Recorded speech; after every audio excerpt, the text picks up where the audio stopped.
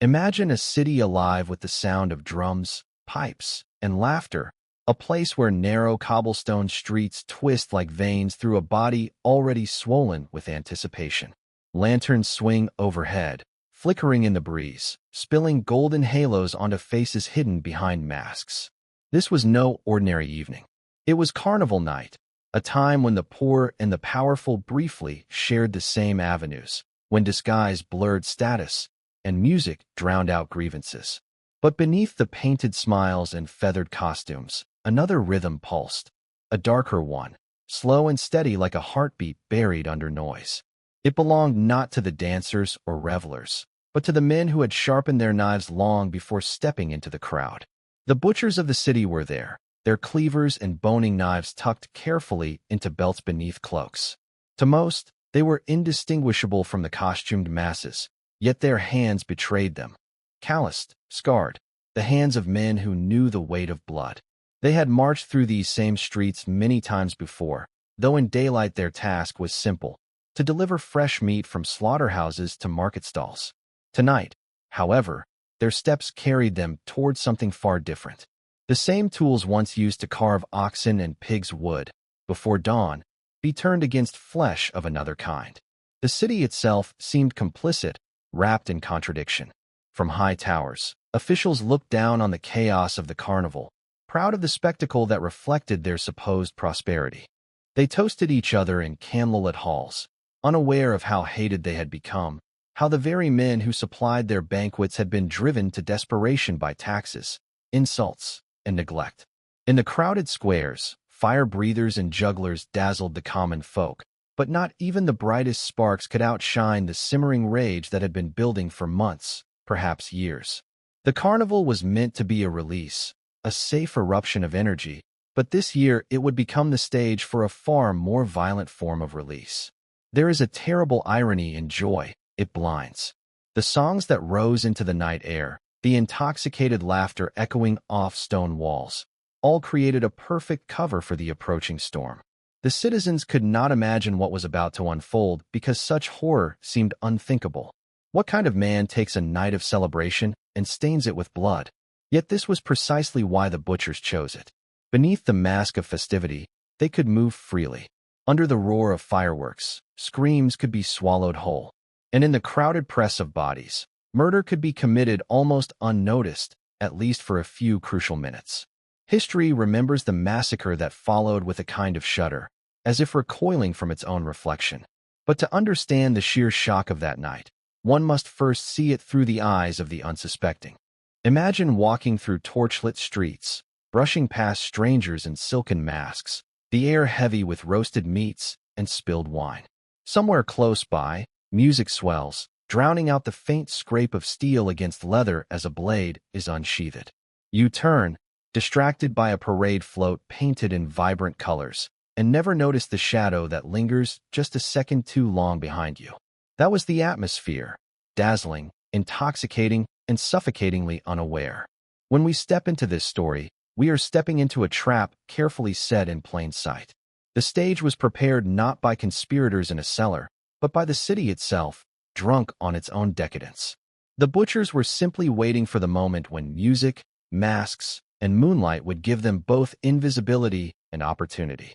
And when it came, the knives would flash, and the carnival would transform into something no one in that city or history could ever forget. This is the tale of a celebration that became a slaughter, of hands that fed a community but chose one night to destroy it. This is the Carnival of Knives. The butcher's trade was one of blood, sweat, and survival, and to understand why these men could turn their knives against city officials, we must step into their world. In most European cities of the 18th and 19th centuries, butchers were both necessary and despised. They controlled the lifeblood of the city, meat, but they were tainted by their proximity to death. Their days began before dawn, in slaughterhouses thick with the stench of iron and entrails. Animals were driven in by the dozens, their terrified cries echoing off stone walls, before throats were cut with practiced precision. A butcher did not merely provide food.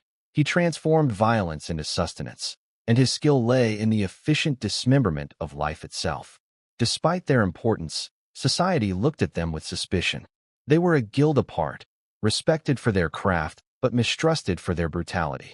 Tales circulated about their tempers, about how easily men accustomed to cutting flesh might turn to cutting throats.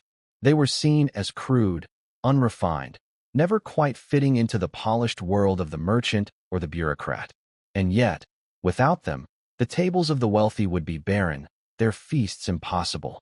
This contradiction, essential and reviled, haunted the butchers every day they walked through the city gates with blood still drying on their aprons.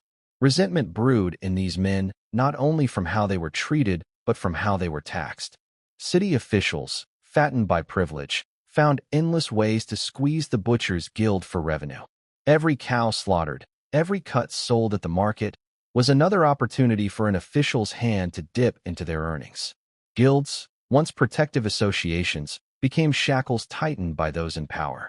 The butchers knew what it meant to work long hours, wrists aching from the repetition of cuts, only to see their profits stripped away by men who had never lifted a cleaver. Their resentment deepened with each levy, each decree, each sneer from officials who considered themselves a class above. But anger alone does not transform into slaughter. It needs fuel, and the city provided plenty. Markets were overcrowded and chaotic. Citizens demanded meat, but shortages were common because of price fixing and corruption. The officials, cloaked in authority, often accused butchers of hoarding or profiteering. Raids on their stalls were not uncommon. Fines piled up, and reputations were dragged through the mud. For men who spent their lives with hands deep in carcasses, humiliation cut deeper than any knife. In taverns where they drank after dusk, their voices rose in bitter chorus, speaking of injustice, of the contempt of the ruling class, of debts impossible to pay. Slowly, what began as grumbling hardened into conviction. They were not merely workers cheated by officials. They were victims of tyranny. And behind this fury lay something darker still. The butchers, unlike farmers or merchants, were men intimate with death. They knew its weight, its warmth, its sudden silence. Killing did not shock them. It was their trade. To slaughter an ox and to slaughter a man required only a shift in intention, not in skill. Their muscles remembered the motions. Their eyes did not flinch at the sight of spurting blood. Where others might hesitate, a butcher's body could act with terrifying precision. In this sense, the guild had unknowingly been preparing itself for rebellion for centuries. Every stroke of the knife was training for something far greater. Yet these were not mindless killers. Many were fathers, husbands, brothers, men with families to feed and reputations to uphold. The tragedy lay in their transformation. Ordinary tradesmen pushed to extraordinary violence. That tension, the human heart versus the hardened hand, was what made them so dangerous. They could appear in daylight as providers, only to vanish at night into the shadows of conspiracy. This duality, butcher and rebel, citizen and executioner, is the thread that pulls us deeper into their story. Against them stood the officials, representatives of order, or so they claimed. Clad in velvet and lace, they paraded through the streets in carriages, sneering at the very men who ensured their kitchens overflowed with meat. Their arrogance was palpable. They levied fines and dictated rules while shielding themselves with guards and privilege. To the butchers, these men were not only oppressors, but parasites, living off the sweat and blood of others. Each insult, each decree, each drunken laugh echoing from banquet halls was a spark tossed onto a growing pyre of rage. As years passed, the tension grew unbearable. The Butchers' Guild, once a source of identity and protection, became a gathering place for whispered plans. Their meetings shifted from discussions of trade to discussions of justice, then to revenge. The men who spent their days dismembering beasts began to imagine dismembering something else, the very system that kept them chained. They looked at their knives, their cleavers, and realized they already possessed the weapons of revolt. And so the stage was set, men hardened by labor, despised by society, and driven to desperation by corruption. They were not outsiders to the city, but part of its very body, and yet they felt themselves treated as less than human. In the hidden corners of slaughterhouses, amid the dripping carcasses, the conversations darkened. Justice, they said, must be taken, not begged for. And when the carnival lights blazed and the streets filled with masks, they knew their moment would come. The carnival arrived like a fever dream, flooding the city with noise, light, and chaos. For weeks, anticipation had built like steam in a sealed pot, and now it erupted into the streets. From every district, people poured forth in masks of papier-mâché and silk, painted faces leering under flickering torchlight.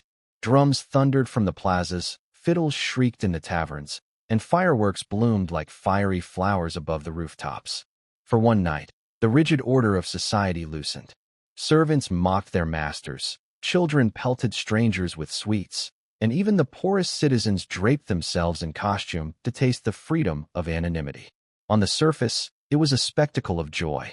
Beneath it, however, something far more dangerous stirred. The butchers had been waiting for this night. The carnival was more than entertainment. It was cover. Costumes concealed faces, masks blurred identities, and drunken chaos made it impossible to separate accident from design. Where a man might normally hesitate to draw steel in a crowded square, here he could vanish into a swirl of dancers, his blade unnoticed until it was too late.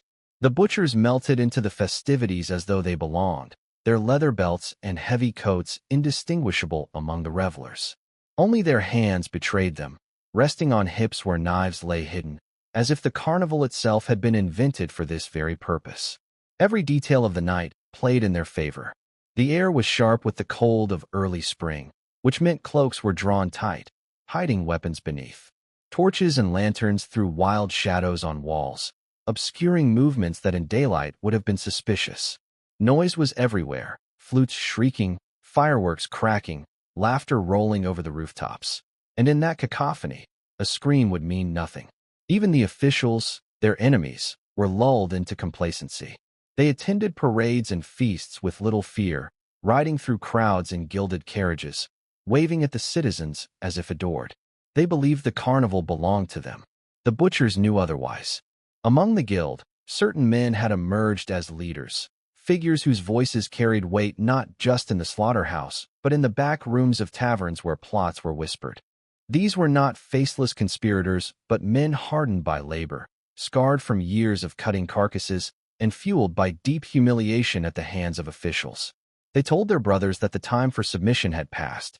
"We cut for them every day," one might have said, "and they spit on us. Tonight, let them see how sharp our knives can truly be." In their speeches, justice and vengeance became inseparable, and the carnival was the stage on which their words would become action. The beauty of the carnival only heightened the dread of what was to come. Imagine a parade float rolling slowly down the street, painted with fantastical beasts, musicians playing while children darted around its wheels.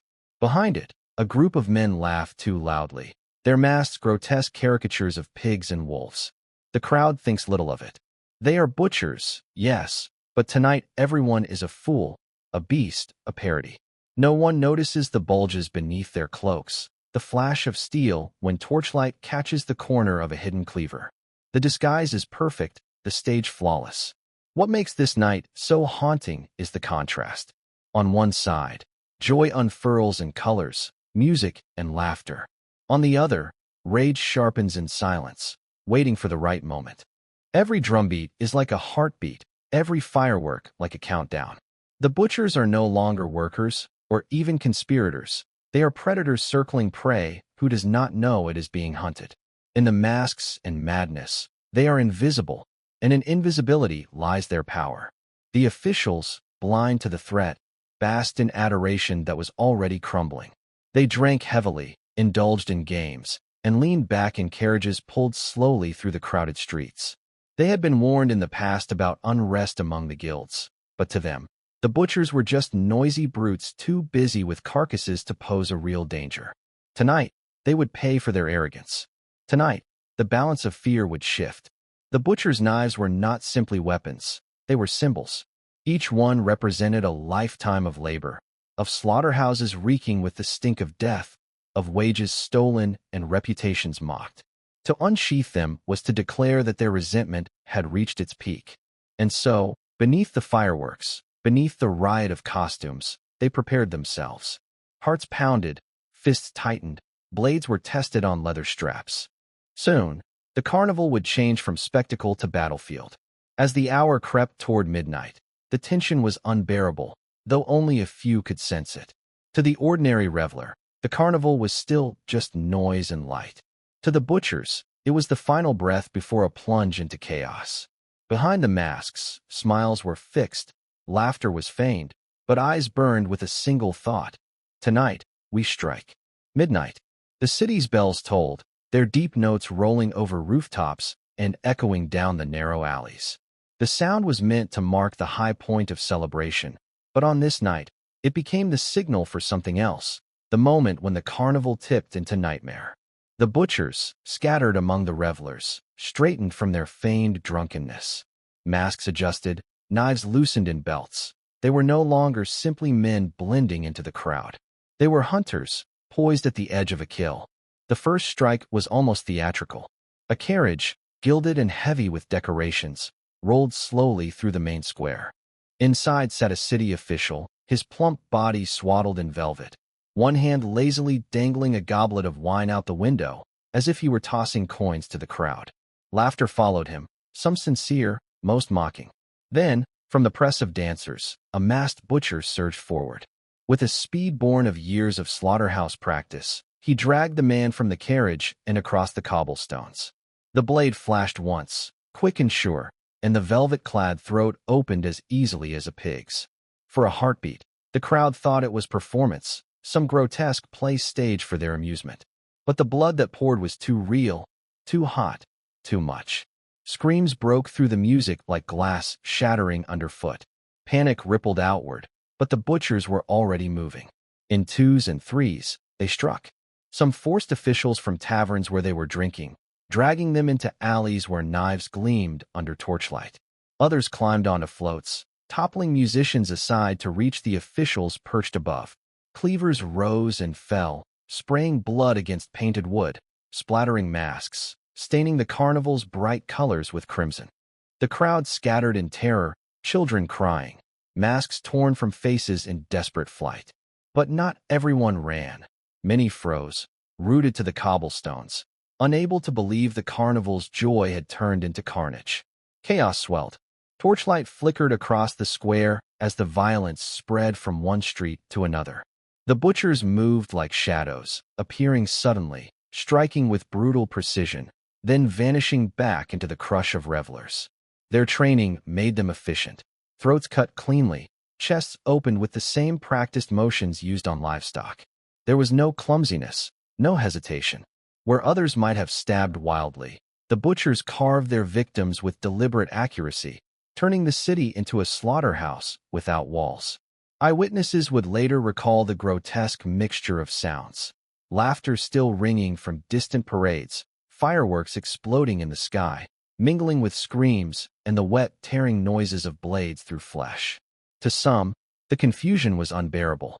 A man running from the chaos might slam into another masked figure, unable to tell friend from foe until the cold press of steel against his ribs revealed the truth. Mothers clutched children, pushing them into doorways, praying the butchers would not see them. But it was not the common folk the knives sought. It was the officials, the men of wealth and power who had treated the guild as animals. Yet blood never stays confined. In the frenzy, mistakes happened. A reveler who stood too close, a servant mistaken for his master, a youth who mocked the killers, all fell beneath the blades. Soon, the cobblestones ran slick. Lanterns swung wildly as people fled, casting long shadows that made every alley seem alive with predators. The carnival's decorations, streamers, banners, ribbons, were trampled into the muck, soaked with gore until they clung to boots like entrails. What had begun as targeted vengeance spiraled into a nightmare of indiscriminate terror. The grotesque theatricality of it all is what haunts the memory most. Masked killers leaping from floats, their costumes smeared with blood, resembled demons from some hellish masquerade. Officials begged for mercy, throwing coins into the air as though wealth could buy survival, but the butchers answered only with steel. Some victims were not merely killed but displayed, propped against carriages or sprawled on tables like carcasses at a market stall. One account described a body hung from a parade float, as if it were a grotesque puppet, swaying to the music that still played from terrified musicians too afraid to stop. And still, the city did not fully understand what was happening. In some quarters, the festivities continued, laughter and dance only a few streets away from slaughter. Revelers stumbled drunkenly into carnage, believing they were entering another act of revelry, only to find themselves staring at corpses sprawled across blood-slick stones.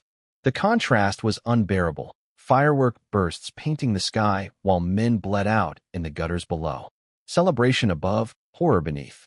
Life and death, joy and terror, entwined in a single night. By the time the bells tolled the next hour, the city had become unrecognizable. Fires burned where torches were overturned, smoke mingling with the copper scent of blood. Officials were hunted like animals, some hiding in churches, others dragged screaming from mansions where they thought themselves safe. The butchers did not stop. They moved methodically, driven by fury, their blades flashing again and again. The carnival had been transformed into a procession of death, a midnight parade not of joy but of knives. When dawn finally crept over the rooftops, its gray light revealed the scale of the horror. Streets once littered with confetti were carpeted with bodies. Costumes, once bright, were drenched in red. Masks lay abandoned, cracked and smeared with gore. The festival's decorations sagged, torn and ruined, fluttering weakly above a city that had been gutted like one of the animals in the butcher's stalls. And in that pale morning light, the truth became clear. The carnival was over. The celebration had died with its victims, and in its place remained only silence and the memory of blood. The first rays of dawn crept across the rooftops, gray and cold, illuminating what hours before had been a city of music and light. Now, the carnival streets were silent except for the groans of the dying and the occasional crack of a shutter thrown open by someone too afraid to come out. The cobblestones glistened with congealed blood, sticky and dark, pooling in the gutters where confetti and streamers clung like drowned flowers. Where floats had once paraded with music and laughter, wreckage lay abandoned, broken wheels, overturned torches, and bodies draped across them like grotesque decorations. The carnival was dead. In its place stood something far older and darker, fear. Word spread quickly. From quarter to quarter, bells rang out again, no longer in celebration but in alarm. Families huddled behind locked doors, whispering prayers while trying not to breathe too loudly, as though sound itself might draw killers. The wealthy, their silks and jewels suddenly meaningless, barricaded themselves in their mansions, clutching pistols they barely knew how to use. Servants slipped away into alleys, uncertain whether they would be accused of betrayal or simply cut down in the confusion. The city, so full of reckless laughter just hours before, had been silenced by the knife. For those who ventured out, the sight was unforgettable. Fathers searching for sons found only masks smeared with blood. Mothers stumbled upon the bodies of daughters still in costume, their carnival dresses stained dark. Officials lay sprawled in the mud where they had fallen, their faces slack with disbelief, as if even in death they could not comprehend being struck down by men they had once dismissed as brutes. Survivors told of stumbling through alleys where every doorway concealed a body, where the metallic tang of blood clung to the air so thickly that one could taste it with every breath. Militias were summoned, their drums rattling as they marched through streets that had become graveyards. But even armed men moved cautiously, their boots slipping in gore. They expected another ambush, afraid that the butchers might still be hiding in shadows, ready to strike again. And in truth, some of the killers were still at large. A few had been captured, their masks ripped away as they tried to flee. Others melted back into the guild houses, blending with men who swore innocence. Many simply vanished, aided by neighbors who saw not murderers but avengers, workers who had finally turned the blade back on their oppressors. The hunt for them would drag on for weeks, but in these first hours, it was enough simply to restore a sense of control to a city trembling on the edge of chaos. The emotional devastation was as sharp as the physical. Survivors recounted the helplessness of standing in a crowd that suddenly erupted into murder, of hearing screams swallowed by laughter and fireworks. Some spoke of watching friends hacked apart, unable to move, paralyzed by disbelief. For years afterward, Children who had witnessed the massacre at the carnival would wake from nightmares of masks with bloodied grins and torches that lit not parades, but executions. The memory was not something that faded. It branded itself into the soul of the city. And yet, amid the horror, whispers spread that not all citizens condemned the butchers. To some of the poor, the massacre was a terrible kind of justice. The officials had long feasted on taxes squeezed from the guilds, drinking fine wine, while laborers bled in workshops and slaughterhouses. Now the tables had turned. Literally, in some cases, as officials were dragged from banquet halls and butchered on the very tables where they had once dined. For those who had suffered quietly under their rule, the massacre was not only horror, but retribution. They did not condone the bloodshed, but they understood its fury. This is what made the city's awakening so complex. It was not merely fear that settled over the streets, but also anger. Anger that such divisions had been allowed to fester, that the gulf between worker and ruler had widened until it split into violence. The butcher's knives had exposed a truth the officials had tried to ignore. A city cannot bleed its own people dry without consequence. In the alleys and marketplaces, even as citizens wept over the dead, some muttered that the butchers had only done what others secretly wished they had the courage to do. Psychologists today might call it collective trauma, the shattering of safety when the ordinary becomes monstrous. But in that moment, it was simpler. The citizens of the city no longer trusted their world. The carnival had been a symbol of unity, a single night where divisions blurred in joy. Now, it was stained forever. Masks no longer meant playfulness, but menace. Music no longer evoked laughter, but screams. Where once celebration had connected people, fear now drove them apart. As the day wore on, the contrast sharpened. Sunlight glinted on stained knives discarded in gutters. Priests walked barefoot through the streets, sprinkling holy water, chanting prayers to cleanse the blood that seemed to seep from the very stones. Gravediggers worked without pause, their spades clanging against earth as bodies were hauled to pits. The smell of rot was already settling in, carried on the breeze through open windows where citizens gagged but dared not complain. And overhead, banners from the carnival still fluttered, their bright colors mocking the gray faces below. In this atmosphere, the city's fury turned toward the Butchers' Guild as a whole. It no longer mattered who had struck the killing blows. Suspicion tainted every member, every apprentice, every family connected to the slaughterhouses. They were all marked, in the eyes of officials and many citizens, as complicit. Fear and fury became indistinguishable, feeding each other until the demand for punishment was deafening. The city would not rest until it had seen justice, or at least, what it called justice, carried out. But before the trials began, before the executions and the purges, there was this moment, the morning after. A city awakening not to festivity but to silence, not to music but to mourning. It was the moment when the carnival masks lay shattered in the streets, when the illusion of order collapsed, and when the people realized that the same hands which had carved their dinners could just as easily carve through their rulers. It was the moment when fear settled into bones and fury sparked in hearts. The carnival was over, but its echoes had only begun.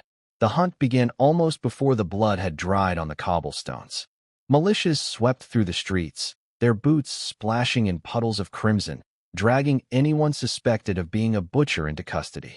It didn't matter if a man had truly raised a blade that night. Association with the guild was enough to mark him. Workshops were raided, slaughterhouses stormed, families torn from their homes. Men with calloused hands and aprons stiff with dried blood were shackled and paraded through the same streets where they had once delivered meat to market. The city needed culprits, and the guild was the perfect target. Prisons filled quickly, the stench of sweat and fear replacing the stink of livestock.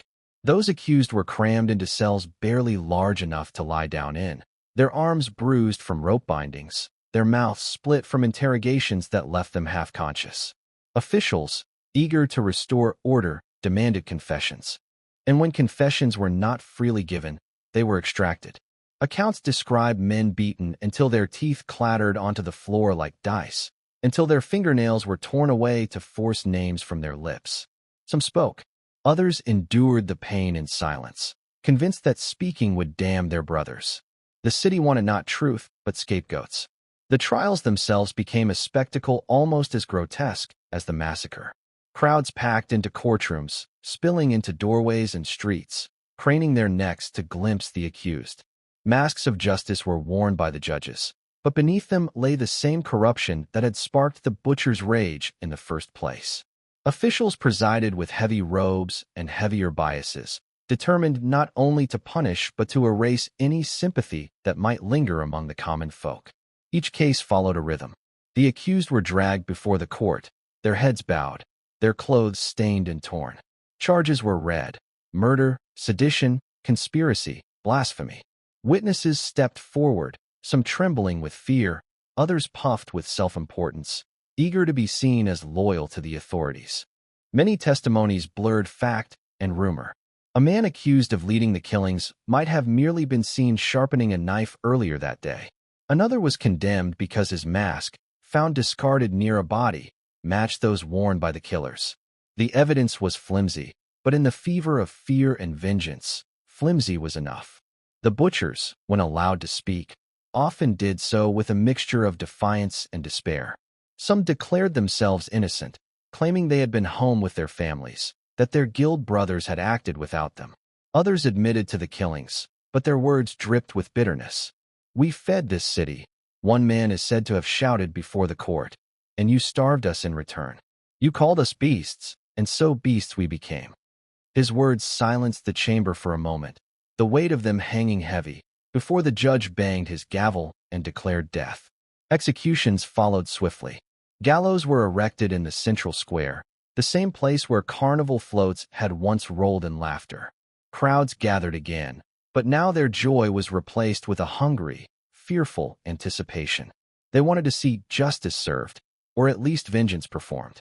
Butchers were marched out, their hands bound, their faces pale but unbroken.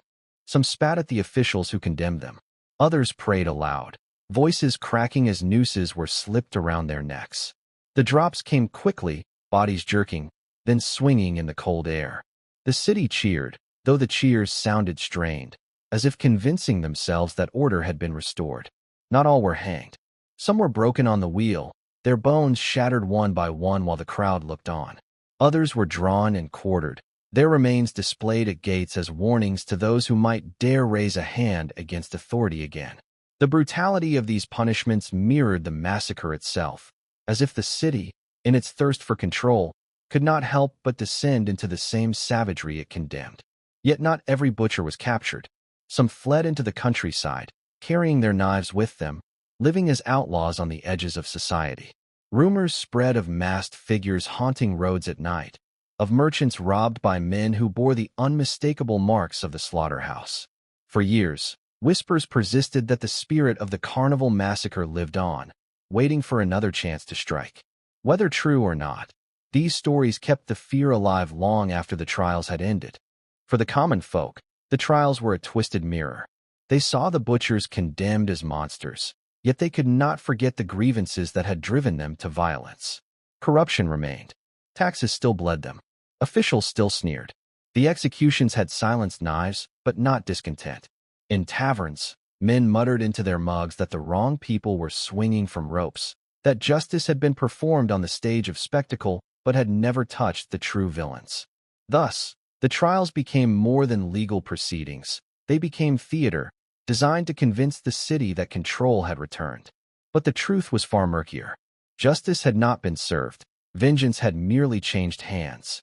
The carnival had stripped away masks for one night, revealing the brutality that lay beneath society's surface. The trials tried to force those masks back on, but the memory of blood could not be erased by the swing of a rope. The knives had cut too deep. Morning after morning, long after the blood had been scrubbed from the cobblestones, the city awoke beneath the shadow of the carnival. Its people could not forget, no matter how much officials tried to erase the memory.